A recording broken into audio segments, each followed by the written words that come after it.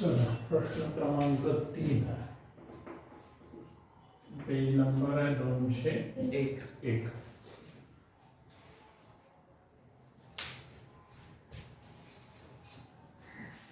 आता यामध्ये आपल्याजवळ काय दिलेलं आहे? ताळेबंद दिलेला आहे. या प्रश्नामध्ये आपल्याला त्यांनी दिलेले आहेत 3 भागीदार अनिता, सुनीता, कविता, दोनास 1 या प्रमाणात नफा तोटा विभागून घेणारे भागीदार आहेत. 31 मार्च 2019 रोजीचा ताळेबंद आहे. 1 जुलै 2019 रोजी कविता मृत झाली. तर आता 1 जुलै 2019 ला आपण नवीन ताळेबंद बनवतो. 1 जुलै 2019 रोजीचा ताळेबंद आपण तयार करतो.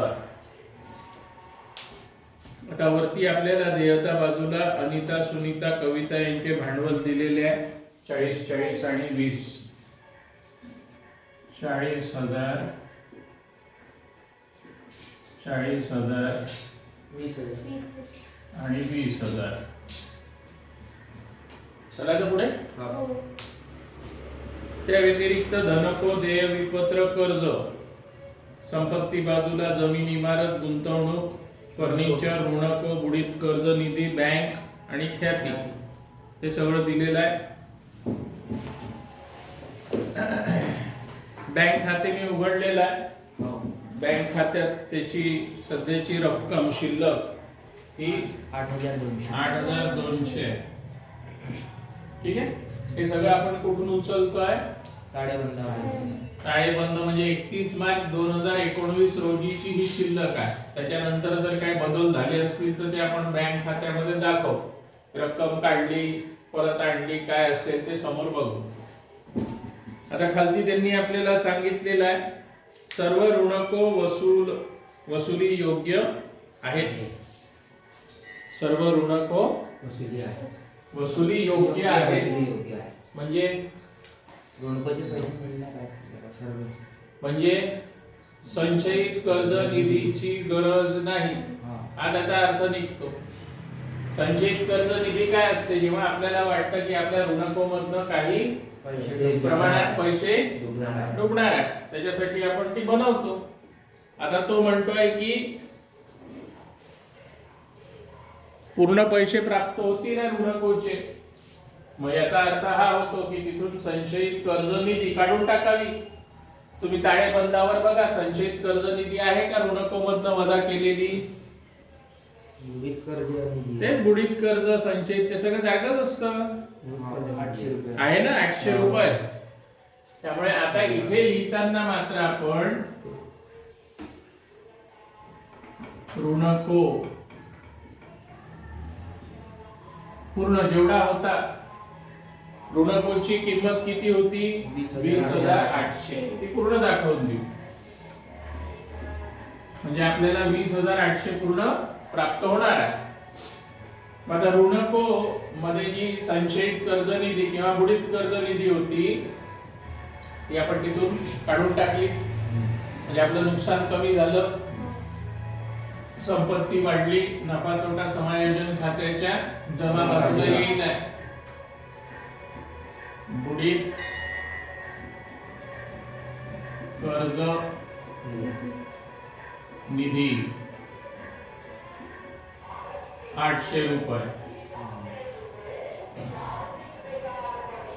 चला आता पुढे. काय दोन समायोजना केल्या? समायोजनाचे दोन इफेक्ट काय घेतले? एक ऋणको मधनं जे 800 रुपये वजा तुम्हाला दिसत होते जुन्या ताळेबंदावर ते काढून टाकले. आता ते झाले 20,800 पूर्ण वसुली योग्य. आणि त्या 800 रुपयाची तरतूद तुम्ही नाहीशी केली, त्यामुळे तुम्हाला फायदा झाला. बुडीत कर्ज निधी काय असतं? आपलं नुकसान. ते होणार नाही. होणार नाही याचा अर्थ फायदा होणार. डाव्या बाजूला नुकसान येतं, जमा बाजूला फायदा येतो.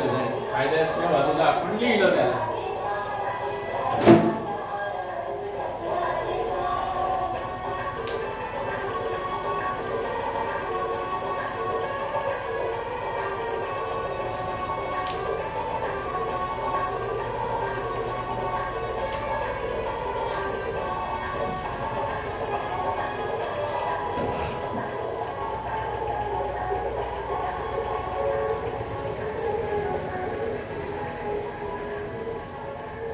पुढची समायोजना जी आहे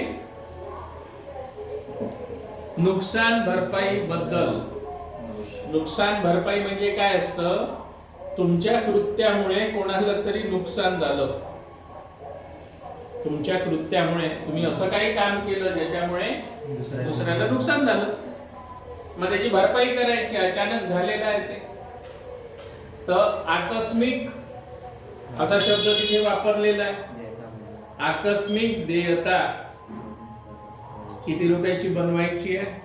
900 रुपयाची.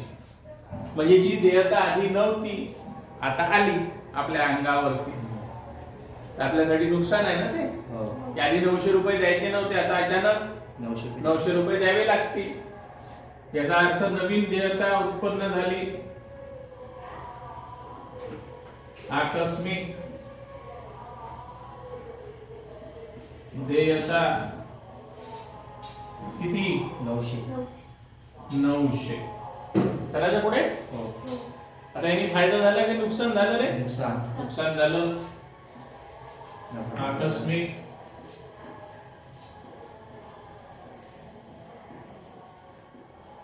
देयता किती? 900. ठीक आहे. आता पेपर सॉल्व करताना नियम विसरलो सर आम्ही, कुठे लिहायचं समजूनच नाही राहिलं. तर मी तुम्हाला नेहमी डेबिट क्रेडिट म्हणजे नावे जमा याचे नियम सांगत असतो. काय करायचं असतं? देयता बाजूवर तुम्ही कोणतंही हेड लिहिलं, जसं आता तुम्ही आकस्मिक देयता लिहिलं 900, म्हणजे आकस्मिक देयतेचं जे खातं आहे ते जमा झालं, त्यामुळे हे खातं काय होईल? नावे होईल. इथे ऋणको मध्ये 900 रुपये वजा होते. ऋणको कुठे लिहिलेलं असतं? संपत्ती. संपत्ती बाजू नेहमी नावे होते है ना. तर नावे होते, तर तुम्ही इथून आता काय केलं? 800 रुपयाची तरतूद गायब केली. त्यामुळे काय झालं? ऋणको वाढले. कितीनी वाढले? 800 नी वाढले. म्हणजे ऋणको खाते नावे किंवा संचयित बुडीत कर्ज निधी खाते नावे आणि नफा तोटा समायोजन खात्याला जमा. आपोआप ती एंट्री येऊन जाते है ना. त्याच्यासाठी पाठ करण्याची गरज नाही आहे. तुम्ही नावे जमा याचे नियम लक्षात ठेवा, तर तुम्ही ते आरामात करू शकता वेळेवरती. कारण काय येईल तिथे सांगता नाही येत, त्याला हाताळता यायला पाहिजे आपल्याला. संस्थेची गुंतवणूक बाजारात 10% नफ्यावर विकण्यात आली. विकून टाकली तुम्ही, तर विकली तर पैसे मिळतील का? मिळेल. आणि तुमच्या संपत्ती बाजूवर जी गुंतवणूक दिसते यापुढे दिसणार नाही, कारण ती विकली तुम्ही. कुठली वस्तू विकल्यावरती त्याचा मालक बदलेल तर तो घेऊन जाईल. त्यामुळे गुंतवणूक आता तुमच्या संपत्ती बाजूमधनं जुन्या ताळेबंदावरती दिसते. किती दिसते? 30,000 दिसते. आणि 10% नफ्यावर विकून राहिले तुम्ही तिला, म्हणजे 33,000ला विकून राहिले. नफा केव्हा होतो? जेव्हा पुस्तकी मूल्यापेक्षा जास्त किमतीत जर तुम्ही विक्री केली. तुमचं पुस्तकी मूल्य किती आहे? 30,000. 10% म्हणजे 3,000 येतील. म्हणजे टोटल 33,000 तुम्ही गुंतवणूक विकली. पैसे मिळाले असतील. बँक खाते जमा. अरे नावे. मग जेव्हाही पैसे येतात तेव्हा बँक खाते नावे होतं, पैसे जातील तर जमा होईल. तर बँक खाते नावे, गुंतवणूक कितीला विकली आहे? 33,000. 33,000 कसे आले? त्याची मूळ किंमत होती 30 आणि नफा किती? 3. त्यामुळे 33,000 आले. हो की नाही? तर तुम्ही जर किर्द नोंद याची केली तर किर्द नोंद काय होते? बँक खाते नावे गुंतवणूक खात्याला जमा. तर तुम्हाला इथे गुंतवणूक दिसत होती पहिले, ती गेली तुमच्याकडनं, कारण इथे लिहिलेली आहे म्हणजे तिला नामे बाजू मोठी होती, आता त्याच्यातनं जमा बाजू झाली, वजा झाली, गुंतवणूक संपली. 33,000ची नोंद झाली, होती कितीची? 30,000ची. 3,000 रुपये नफा झाला. तो नफा कुठे लिहू आपण? नफा तोटा समायोजन खात्याच्या जमा बाजूला. गुंतवणूक किती रुपये? 3,000 रुपये. 30,000 का नाही आले? 30,000 तर आपल्या पुस्तकी मूल्यात येत आहे. इथं आपण फायदा नुकसान लिहितो. तर 30,000ची 33,000ला विकली म्हणजे 3,000 फायदा झाला, त्यामुळे 3,000ची नोंद होईल. आता नवीन ताळेबंदावर गुंतवणूक परत येणार नाही. कर्जाचे पूर्णपणे शोधन करण्यात आले. शोधन म्हणजे देण्यात आले. कर्ज देयतेला आहे का तुमच्या? ताळेबंद जो जुना दिलेला आहे 31 मार्चचा, त्याच्यावर कर्ज दिसतंय आपल्याला. किती आहे? 8,000. पूर्ण देण्यात आले है ना. तर तुमच्याकडनं पैसे जातील आहे, म्हणजे बँक खात्याला नावे जमा बाजूला लिहावं लागेल. इथे काय लिहायचं आपण? कर्ज. किती कर्जाची परतफेड झालेली आहे? 8,000ची.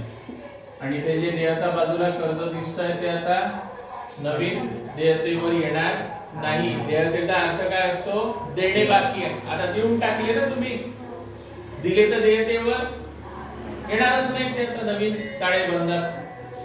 त्यामुळे कर्जाचे किती रुपये दिले तुम्ही? 8,000 दिले. चला तर पुढे. त्यानंतर दिलेला आहे जमीन व इमारतीवर 800 आणि फर्निचरवर 1,100 घसारा आकारावयाचा आहे. तर पहिले कोण आहे? जमीन व इमारत किती रुपये? 55. वरती बघा ताळेबंदावर 55,800. 55,800. 800. 55,800. त्याच्यातनं किती वजा करायचे? 800. घसारा. घसारा म्हणजे किंमत कमी करणे. 800. तर किंमत येईल 55,000. संपत्ती कमी झाली. जमीन व इमारत किती रुपये दाखवायचे? 800. 800. दुसरं फर्निचर 16,000. फर्निचर 16,000 आहे वरती. त्याच्यातनं किती कमी करायचे म्हणतो तो? 1,100. घसारा 1,100. 14,900 उरतील. 14,900 उरले. हाही घसारा झाला, नुकसान झालं. फर्निचर किती? 1,100. चला तर पुढे. त्यानंतर ख्यातीचे मूल्य 15,000 आणि संस्थेच्या पुस्तकात ख्याती खाते वरील रकमेने उघडण्यात यावे. तर आता ख्याती वरती बघा ना किती आहे तुमची. आधी होती ना तुमच्या जवळ ख्याती? किती होती? 10,000 होती. आता तिचं मूल्य किती करा म्हणतो तो? 15,000 करा. ठीक आहे. तो ख्याती 10,000 होती, वाढवा कितीनी वाढवा 5, म्हणजे किंमत किती झाली 15,000. ठीक आहे. आता याचे दोन प्रकारे तुम्ही नोंद करू शकता दुसऱ्या याची. हे जे तुम्ही 5,000 वाढवले ते डायरेक्ट नफा तोटा समायोजन खात्याला पाठवून द्या. ते पाठवल्यावरती त्याची विभागणी होईल आहे आणि ते कुठं जातील आहे भांडवल खात्यामध्ये फिरून नफा तोटा जो काही होईल आहे. किंवा या 5,000चे 2,000, 2,000, 1,000 असे तुकडे होतील. तिचा नफा तोटा प्रमाण दिलेले आहे वरती 2, 2, 1. तर ते डायरेक्ट मी इथे पण पाठवू शकतो. शेवटी घुमून फिरून ते इथंच येणार आहे. ठीक आहे. म्हणजे आता मी जर त्याला वाढवलं ख्याती है ना, ख्याती वाढवल्यामुळे काय होईल फायदा होईल. ते इथं ख्याती संपत्ती बाजू वाढली. कितीनी वाढली 5,000 वाढली. चलो पुढे. तर आता याला बंद करू आपण. तेव्हा 5,000, 3,000, 800 असं करता येईल की नाही करता येणार? करता येईल. किंवा जर इथे नसेल पाठवायचं तुम्हाला तर मग काय करायचं, इथं लिहायचं ख्याती किती देण्यात आली 5,000 म्हणजे 2, 2 आणि 2, 2, 1, 1. दोन्ही बरोबर आहे, चूक काहीच नाही आहे. हे सगळं गोळाबेरीज करून हे कुठे स्थानांतरित करतो आपण भांडवल खात्यातच येतं. चलो पुढे. चला त्यानंतर काय दिलेलं आहे, कविताच्या संस्थेच्या नफ्यात तिच्या मृत्यू दिनांकापर्यंत हक्क आहे. आर्थिक वर्ष 2019च्या अनुमानित नफा 10,000. मागच्या वर्षीचा अनुमानित नफा दिलेला आहे. किती दिलेला आहे 10,000 है ना. तर कविता चा नफ्यातील हिस्सा तिच्या मृत्यूच्या तारखेपर्यंत त्यांनी किती दिलेला होता 2019चा नफा अनुमानित 10,000 दिला होता. चलो पुढे. आता 10,000 वर्षभराचा आहे ना की नाही आहे? आहे 10,000 वर्षभराचा आहे. त्यामुळे आता याला आपल्याला किती महिन्यावर आणावं लागेल आहे? एप्रिल, मे, जून. तिचा मृत्यू केव्हा झालेला आहे 1 जुलैला. म्हणजे 3 महिन्याचा तिला द्यावा लागेल आहे. 3 महिन्याचा काढायचा 10,000 भागीला 12 आणि गुणीला 3. आणि कविताचा नफा तोटा प्रमाणात हिस्सा किती आहे 1 भागीला 5 आहे का एवढा की नाही आहे?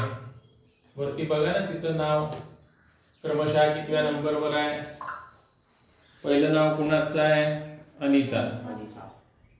समोर प्रमाण लिहिलेलं आहे 2. सुनीता 2 आणि कविता 1. तर त्याची बेरीज किती होते 2, 2, 1 5 झाली. 5 हिस्स्यांपैकी एक हिस्सा तीच आहे. आता इथे आपण काय केलं 3 1 3, 3 चौक 12. ठीक आहे. मग 10,000 वरती आले. 10 गुणीला 1 गुणीला 1 खालती 4 पंचे 20. 20 नी जर 10,000ला तुम्ही भागितले तर शेवटी किती येते काय 500 रुपये येते काय? येतील आहे की नाही येणार? हा एक शून्य गेला, हा एक शून्य गेला. किती राहिले आता 1,000. 1,000ला 2 भागितलं 500 येतील है ना. आता तिचा जर 500चा हिस्सा असेल तर आपण इथे लिहितो नफा तोटा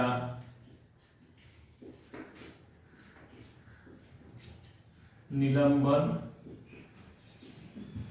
खाते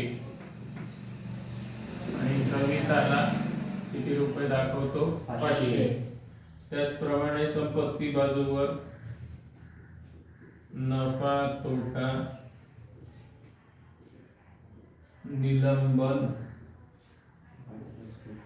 खाते किती रक्कम दिसेल 500. 500. अरे काही जमत आहे का? चला तर पुढे. त्यानंतर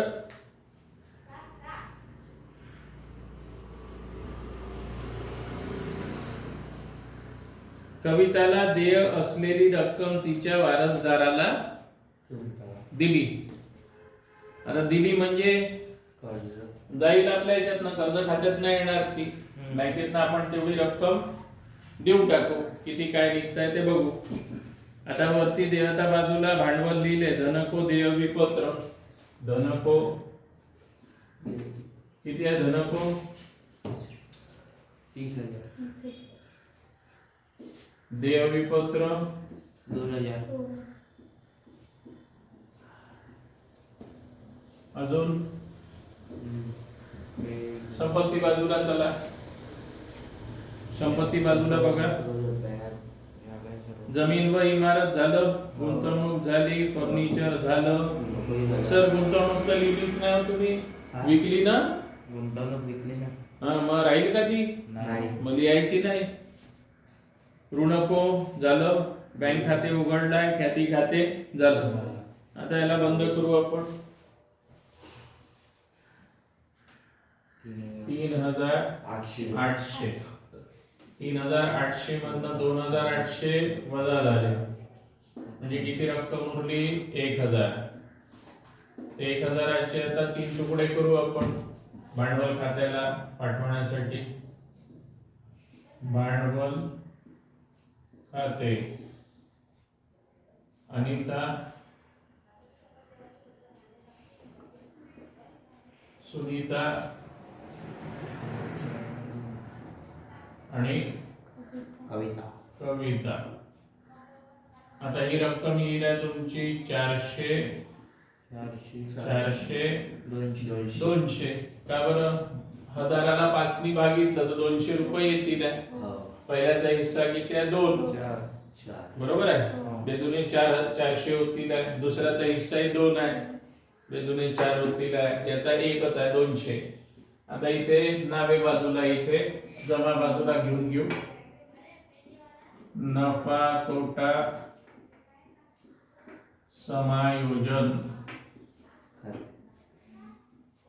खाते. रक्कम 400. 200 येईल का? चला तर पुढे. त्यानंतर बाकी अजून काही राहिलेलं नाही आहे, फक्त कविताचं आता आपण किती देणे आहे ते पाहून घेऊ. बघा, कविताची बेरीज लावा जरा, किती होते भांडवल खात्याची.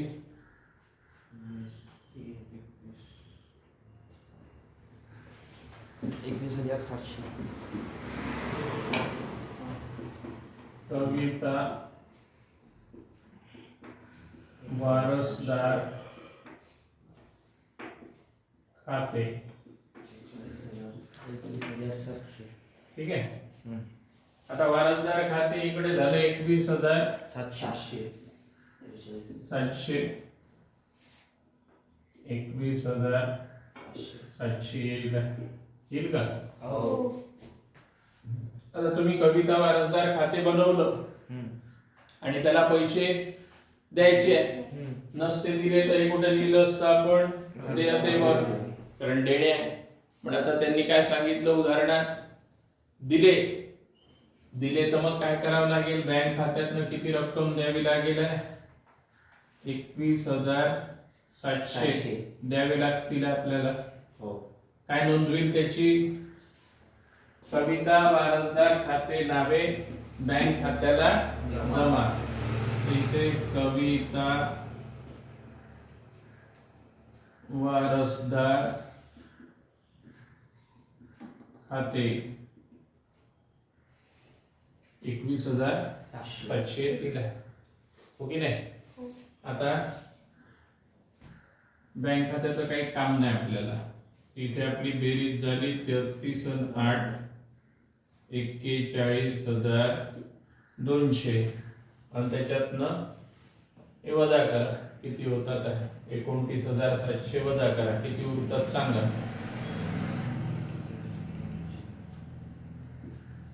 शिल्लक किती उरलेल्या काढा, वजा करा पटपट. 41,200 न 29,700 वजा करा.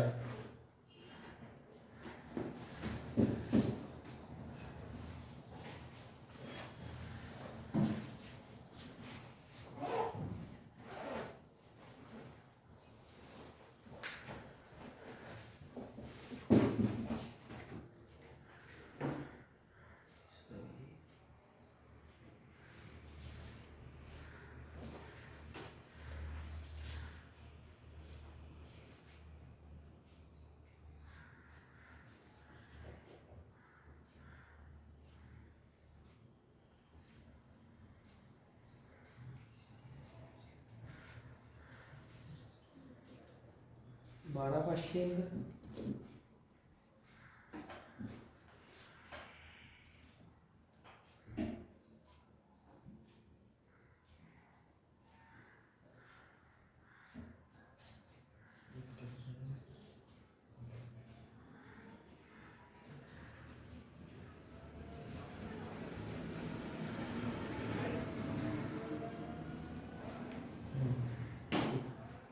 बरोबर.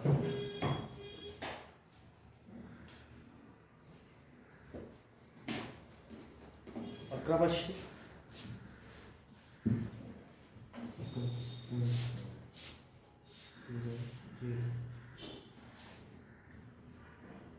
किती उरले? 11,500. 11,500. हो.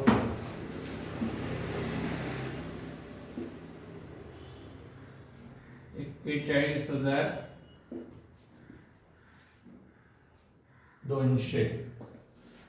चला आता इथे बँक खाते लिहून घेतलं आपण.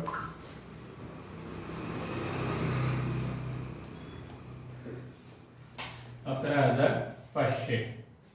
आता हे बाकीचे दोघं राहिले आहे, यांचं शिल्लक भांडवल काढून घेऊ. किती होत आहे? 40, 42, 400, 42, 400.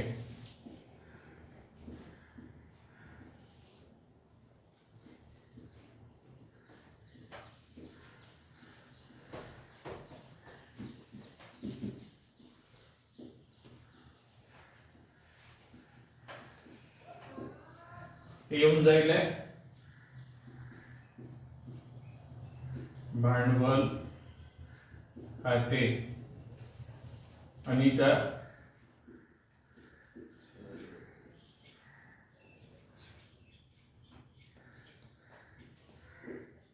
आणि सुनीता.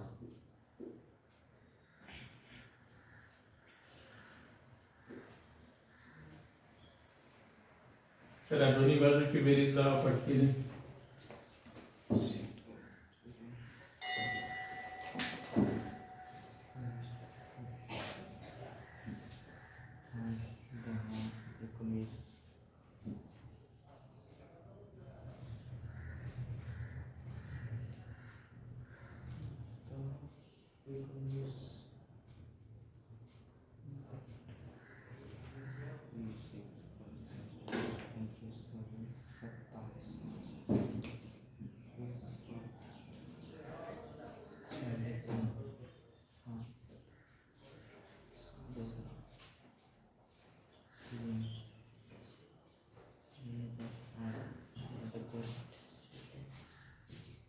बारा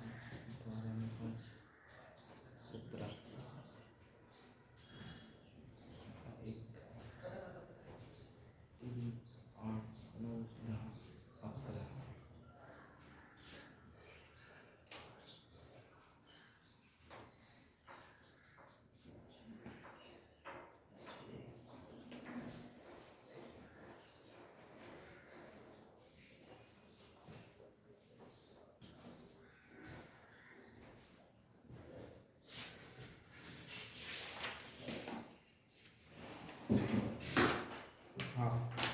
1,17,700. 1,00,000 17,700. दोन्ही खंडी येते. हा.